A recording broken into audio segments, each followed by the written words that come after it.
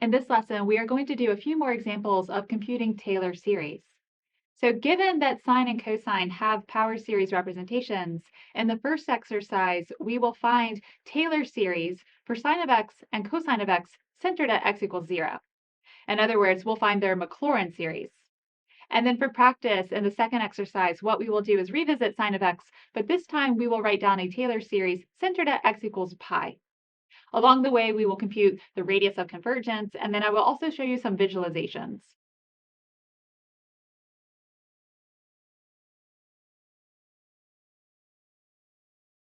Okay, let's start with the Taylor series for f of x equals sine of x. What we need to do is take some derivatives for this function, plug in the center x equals 0, and then see if we can give a nice descriptive form for the Taylor coefficients. So first, f of x itself is sine of x. And then to the right, I will say what it is when we plug in the center. So f of 0 is sine of 0, which is 0. So our first Taylor coefficient will actually be 0. Let's take the first derivative, f prime of x, that's cosine of x. Plug in 0, you get 1. All right, continuing on, the second derivative is negative sine of x.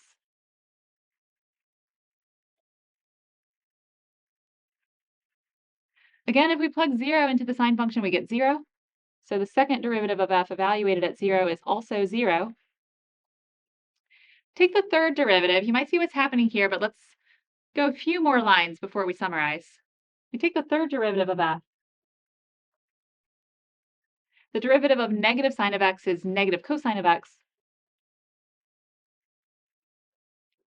Plug in 0, we get negative 1.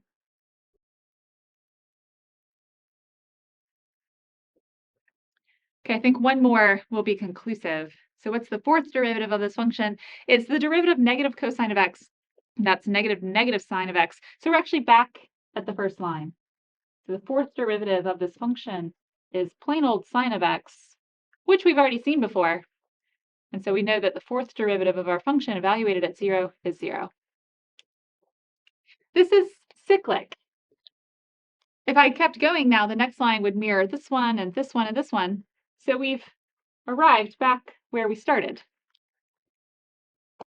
Notice here, if we look at what would become the numerator of our Taylor coefficients, that's all of these derivatives evaluated at x equals 0. We have 0, 1, 0, negative 1, 0. Let me perhaps write out what the Taylor series expansion should start to look like. Okay, so we have no 0th order term. Then we would have 1 over 1 factorial x. Then no second order term. Then minus 1 over 3 factorial x cubed. No 4th ordered term, but then for the 5th order term, we'd be back here. So this would be 1 over 5 factorial x to the 5th. 6th order term, 7th order term, we would have minus 1 over 7 factorial x to the 7th, and it would continue in this way. So this expansion is the power series representation for sine of x. Written this way, you can really see that it's an alternating series. So we have positive, negative, positive, negative. What I would like to do in order to consolidate this into a nice series presentation is basically re-index how I think of these terms.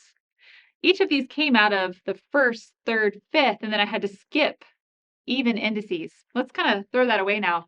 I'm going to describe this series so that this becomes the 0th term when n equals 0. This one becomes the first one. This becomes the second one. This becomes the third one. It's going to be a nicer presentation if we now kind of reassign the index in accordingly. So written this way, we will start with n equals 0. We have an alternating series where with this indexing, the even terms are positive and the odd terms are negative. So my leading alternating sign term here is going to be -1 to the n. Then I need to go from 0 to 1, both for the denominator and the exponent, 1 to 3, 2 to 5, 3 to 7. So that's like going up by 1 versus going up by 2. It's a doubling action. So how do you get from this number to that one, this one to this one, this one to this one, this times 2 plus 1, this times 2 plus 1. So it's 2n plus 1. That's the conversion from n to these denominator and exponent terms. So I will write this as x to the 2n plus 1 divided by 2n plus 1 factorial. 2n plus 1 factorial. There we go. Okay. This is the Taylor series for sine of x. All we have to do now is work out what the radius of convergence is. Maybe I'll say here. This is our Taylor series for sine. And the radius we can find by doing the ratio test. Let's say the limit as n goes to infinity of, take the n plus 1 version. So I'm not going to write the alternating sign part here because the negative ones will never matter with this absolute value. So how about we go up to x to the 2 times n plus 1 is 2n plus 2 plus 1. So that's 2n plus 3 divided by, same thing down here, 2n plus 3 factorial, like that. Multiply by the reciprocal with plain old n, and we get 2n plus 1 factorial divided by 2n, x to the 2n plus 1. Okay. Let's now simplify this. That's supposed to be a limit. The limit as n goes to infinity. Here, 2n plus 3 factorial. You should expect a cancellation as we always have with factorials in this ratio test. Notice that this is 2n plus 3 times 2n plus 2 times 2n plus 1 on down. So this is 2n plus 3 times 2n plus 2 times 2n plus 1 factorial. And that last part is what will cancel with this numerator. And then our 2n's cancel for our x terms, leaving us with x squared in the numerator.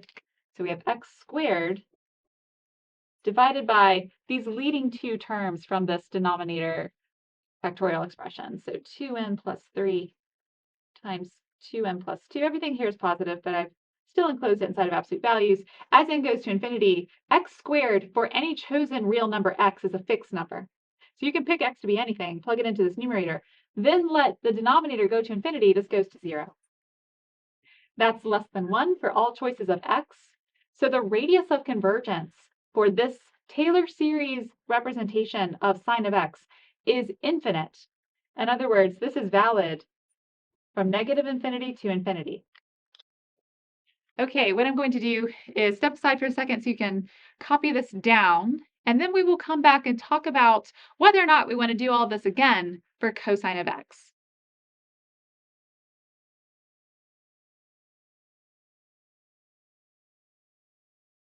Okay, let's talk now about the cosine function. I've put up here what we just found, which was that the Taylor series representation for sine of x centered at x equals 0 has this form.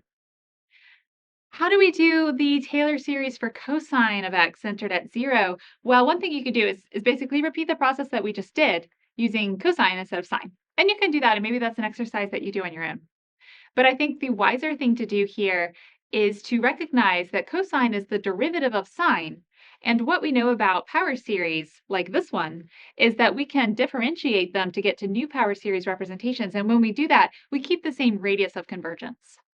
So rather than going through the derivation of the Taylor coefficients for cosine of x from scratch, I'm going to take a shortcut and say that cosine of x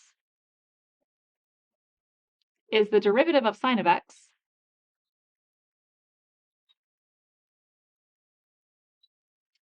which I can get by differentiating this power series representation. I have to be a little bit careful here because we need to pay attention to our lower index. Let me write out the first few terms. So rather than differentiating this, let me actually write out the first few terms for this Taylor series expression for sine of x. When we have n equals 0, that is just plain old x. Then minus x cubed over 3 factorial plus x to the 5th over 5 factorial.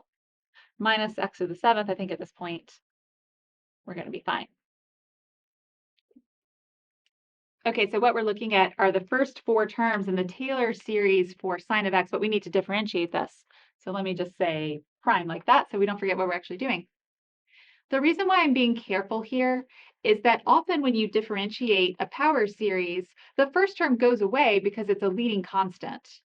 So were this a constant rather than the variable x, we would just get rid of it, and that would bump our lower index up by 1.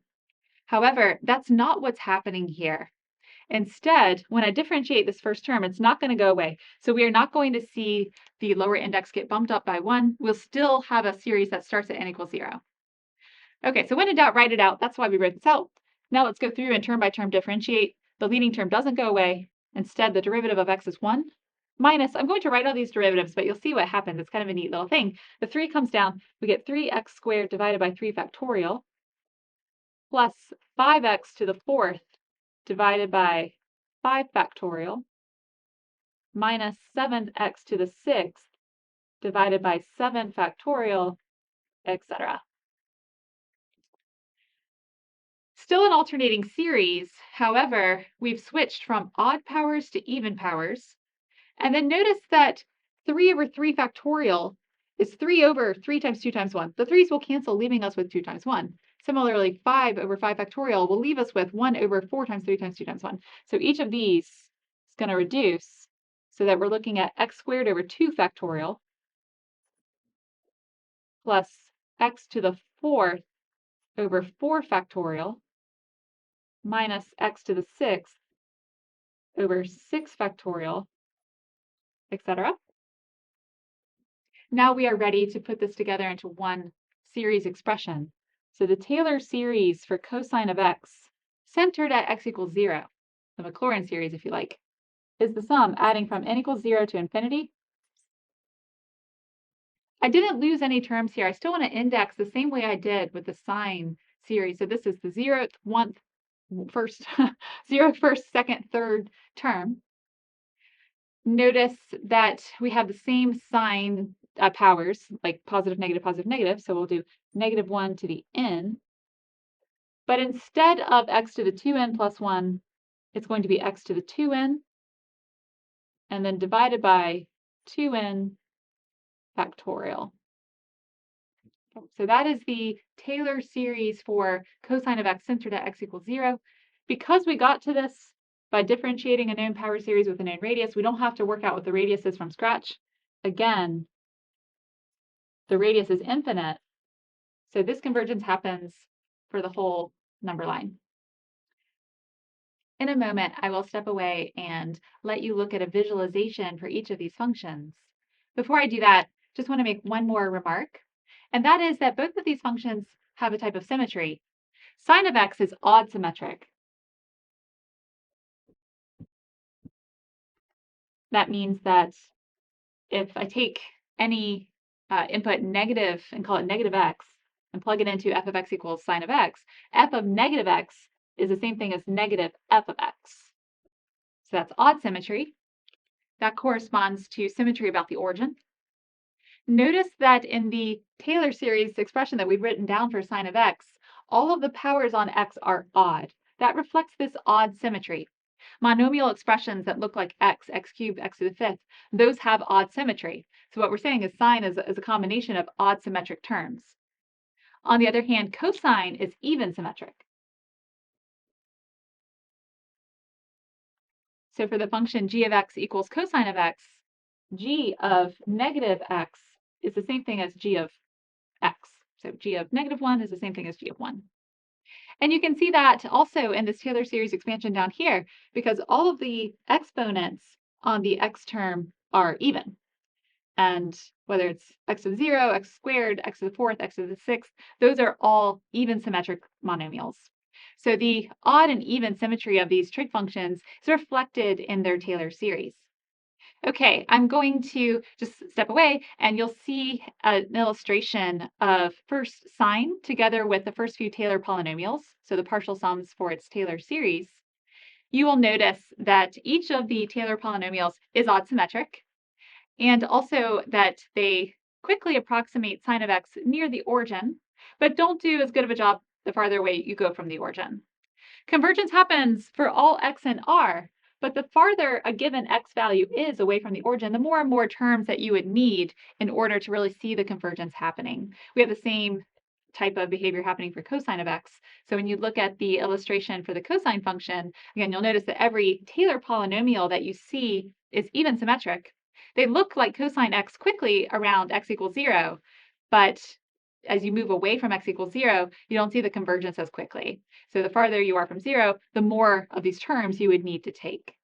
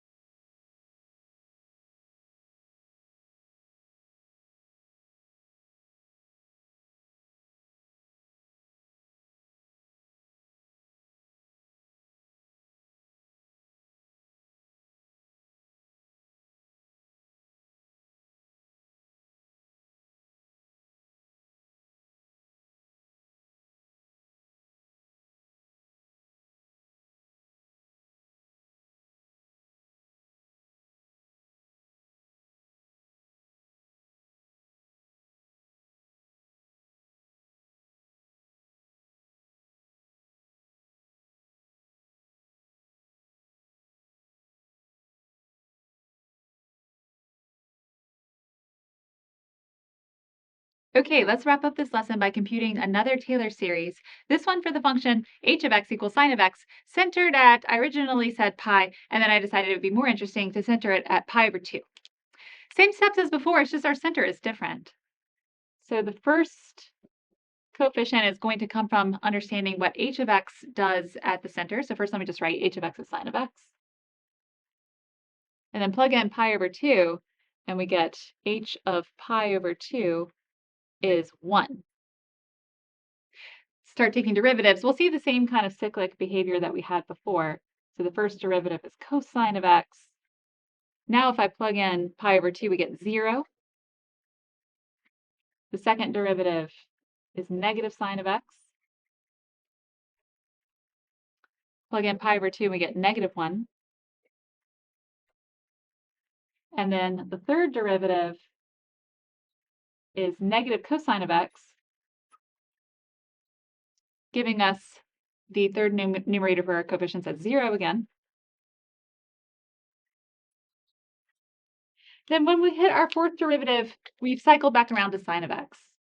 So the fourth derivative is back to where we started. And when we plug in the center, we get 1 again.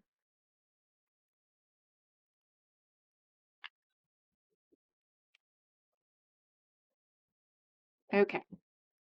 Just like before, let's put this series together by actually writing it out based on what we have right now. So centered at pi over 2, we'll have sine of x equals 1 over 0 factorial times x to the x minus pi over 2 to the 0. So I'm going to write out the 0th order term. So that's going to be the 0th order derivative, that's just the function, divided by 0 factorial x minus pi over 2 to the 0. Then let's skip the terms which vanish like we did before. The next term I'm going to write down will be minus 1 over 2 factorial.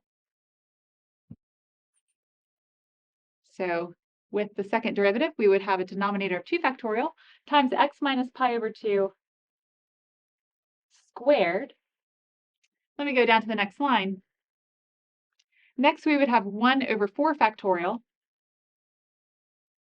times x minus pi over 2 to the 4th power.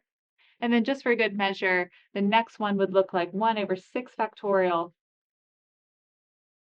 Yeah, negative 1 over 6 factorial, x minus pi over 2 to the 6th, etc. So just like the sine and cosine computations that we just did, it's alternating. This time we have only even terms. So we have 0, 2, 4, and 6 appearing in the computation here. Just like before, I want to re-index it. Sorry about the stacking, but this will be like the n equals 0 term. This we will think of as the n equals 1 term, n equals 2 term, n equals 3 term, or our series expression. So